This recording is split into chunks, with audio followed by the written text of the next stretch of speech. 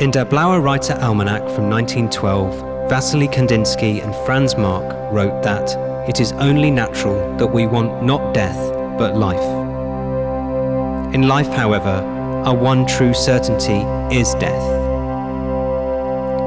We are confronted with death almost as soon as we begin living. In England, at the top of our birth certificates, we are advised that they are issued pursuant to the Births and Deaths Registration Act 1953. Life and death, just 3 letters apart. For the briefest time, as naive and innocent children, we feel immortal and invincible. We reject death until the point it arrives, unbidden, in our lives. We might suddenly be confronted with the passing of a family pet, the death of a relative, a celebrity, the devastation of war, a natural disaster, a televised broadcast of a space shuttle exploding a minute after launch. Our appreciation of life's ultimate destination and our awareness of our essential impermanence thus presents itself. The rest of our lives are shaped accordingly, in the knowledge that anything which lives ultimately must die. In an effort to circumvent our unalterable mortality, we create. We make sounds, art, words. These things are our insurance against death. In It's a Wonderful Life, during a moment of abject and painful despair, George Bailey exclaims, "I'm worth more dead than alive." He is financially and also spiritually bankrupt, his faith in existence utterly thwarted. His outburst refers principally to the value of his meagre life assurance policy. Only George Bailey is, in life, worth much more than the insurance certificate says. He just doesn't realise it yet. Thanks to divine intervention, Bailey gets to see what his life represents to the community of Bedford Falls. He is allowed to see his legacy. He is allowed to see his immortality. Our creative acts are reflective of our desire to imagine our immortality while we are still living. We are enthralled to the work of Charles Ives.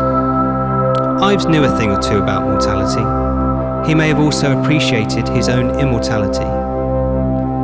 Ives is now recognised as a founding father of not one, but 2 discrete disciplines, assuring him of a legacy that has extended well beyond his 79 years on Earth.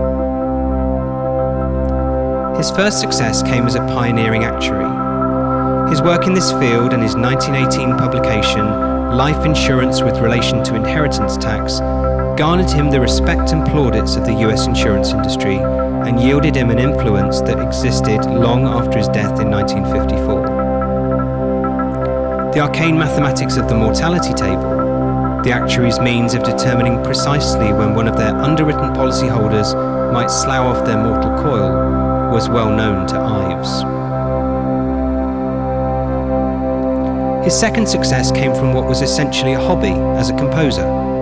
His works were mostly overlooked or seldom performed in his lifetime, but once discovered, their myriad innovations were heralded as groundbreaking, leaving an indelible mark on classical music.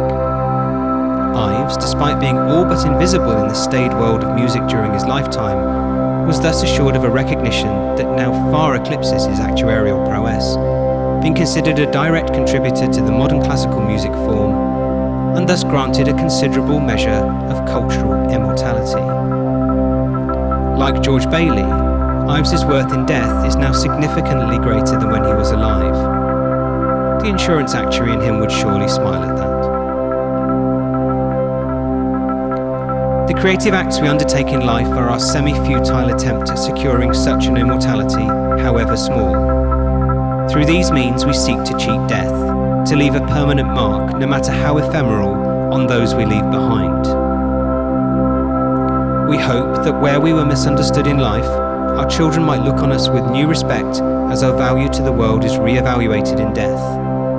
These creations are freighted with an unapologetic truth, sincerity and generosity, not gratification-hungry narcissism. A narcissist feeds on a need for attention. There is no vehicle for receiving such attention in death.